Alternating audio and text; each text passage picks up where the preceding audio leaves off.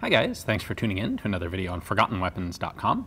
I'm Ian McCollum, and I'm here today at the Rock Island Auction Company taking a look at some of the guns that they are going to be selling in their upcoming May of 2017 premiere auction. And today we are taking a look at a Lamson Ball carbine. This is a Civil War era repeating carbine. Pretty cool. I think this is one of the best looking of the Civil War era repeating cartridge carbines. Unfortunately for the Union troops who would have gotten this, none of them were actually delivered during the Civil War. Now, the backstory on this thing, the gun was actually designed by a guy named Albert Ball of Worcester, Massachusetts. Came up with this design. It was a .44 caliber carbine, had an underbarrel tube magazine that held 7 cartridges. It was manually cocked and lever action. So you'd cock the hammer, cycle the lever, fire, cock the hammer, cycle the lever, fire, etc.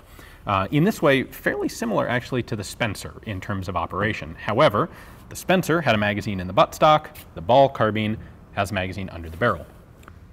The other half of this project was a guy named E.G. Lamson. He was a financier, industrialist sort of guy, and in 1858 he bought the old Robbins Lawrence rifle factory. Now, Robbins Lawrence had manufactured Enfield muskets for the British during the Crimean War for export, and Lamson bought this factory intending to use it for other things. Primarily, he used it to manufacture sewing machines. Just, hey, you know, we've got the factory space, we've got some machine tools, it's all, you know, set up to make stuff, so we'll make stuff. Well, he bought it in 1858. 1861, of course, there's a minor little conflict. The U.S. Civil War kicks off, and being a good business-minded industrialist, of course, Lamson starts looking for rifle contracts. And one of the first ones he gets is a contract to make 50,000 rifled muskets for the Union. And this was an interesting, it was a hybrid pattern, sort of, basically using all of the 1853 Enfield musket tooling, which he already had, and that was easy to set up and use.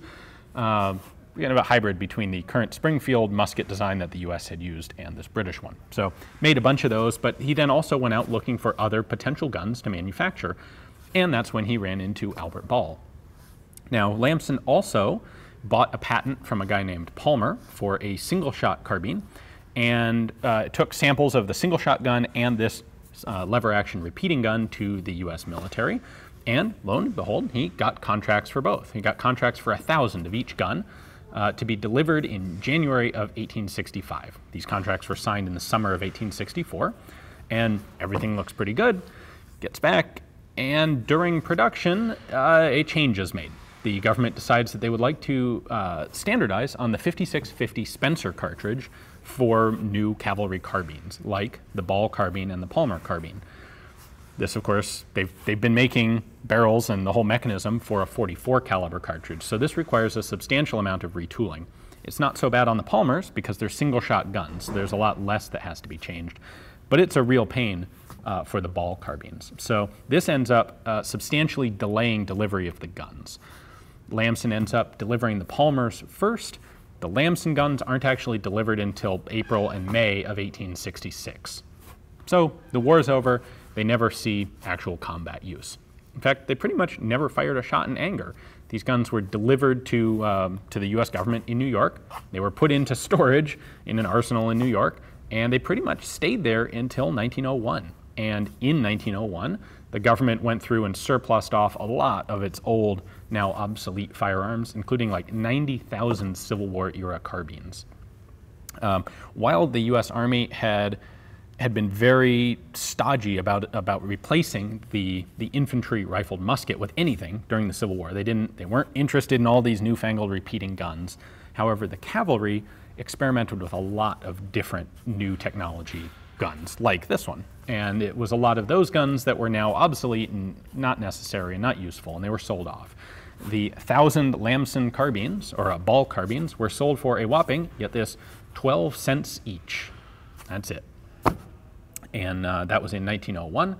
And after that, they, of course, went on to the commercial market. You know, the guy who bought them was a wholesaler, and they matriculated out and spread around, and we have this one here today.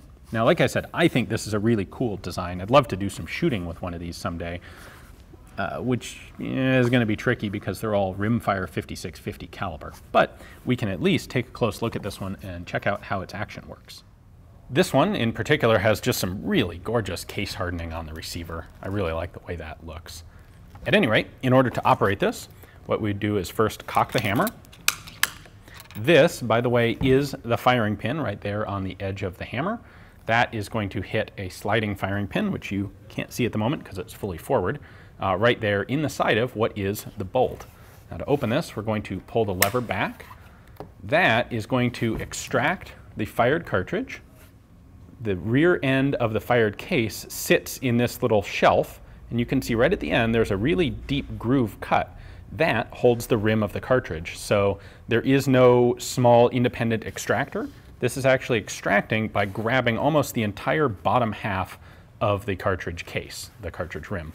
You can see a curved surface right there. That is where that top half of the chamber and this bottom half of the chamber meet up.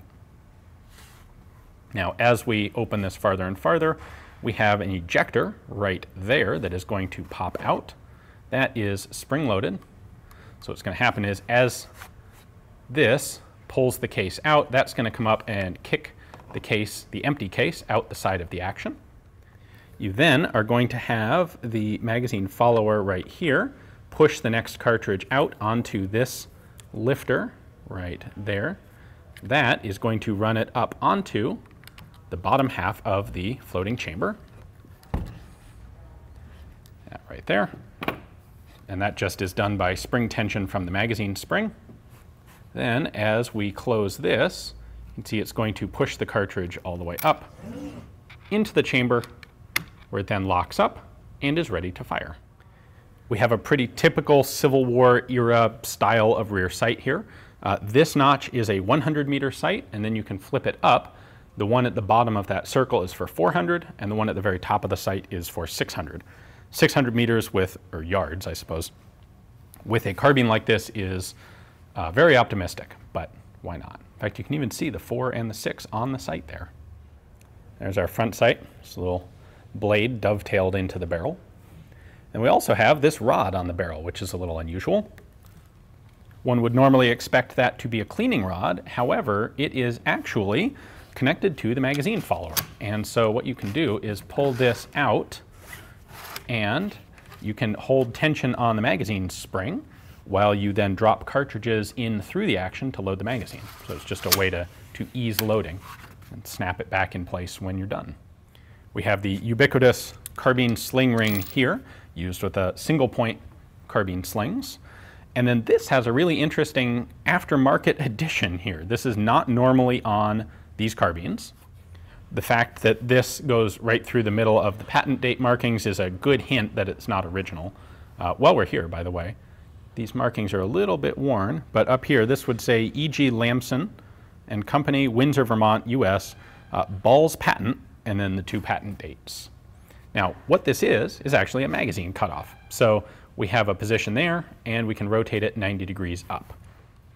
And if we look inside the receiver, right down there, when I rotate this lever, you can see that little semicircular piece coming down and going up. What happens is in that up position, that is going to interfere with the cartridge and prevent it from sliding out of the magazine. So it's a really simple but effective magazine cutoff. When you want to use the magazine again, you drop the lever down. I've got it in the downward position now. And that block has now dropped out of position. It doesn't interfere with the cartridges. So lets you keep 7 rounds in the magazine tube and simply fire by opening this and dropping cartridges in manually until you want to use the magazine. Magazine cutoffs were kind of a common occurrence on repeating military rifles up until, well, about World War I. This really is a little bulldog of a rifle. It's compact and dense and heavy, and I think it would probably work pretty well, although of course there are no combat reports to tell us one way or the other. Now, this would certainly not have been a superior carbine to the Henry, because the big disadvantage of this and the Spencer both is that the lever and the hammer have to be operated independently. So you cannot get the rapid rate of fire that you could with a Henry. With this, you of course have to cock it first, then you can cycle the action, and then fire. With the Henry, all you had to do was run the lever, and a much more comfortable lever to run, by the way. All you had to do was that, and it would perform all of the operations for you. Of course, this does have the advantage of being 56 caliber instead of a paltry 44. Needless to say, these are worth a bit more than 12 cents today, probably even more than the roughly $20 or $25 that they would have cost the government originally in 1866. Not only is this one coming up for sale here at Rock Island, but I believe there are 2 others in this auction. So if you take a look through their catalog, you can find those. There is a specific link to the catalog page for this one in the description text below, if you'd like to take a look at Rock Island's pictures and description of the gun. Thanks for watching.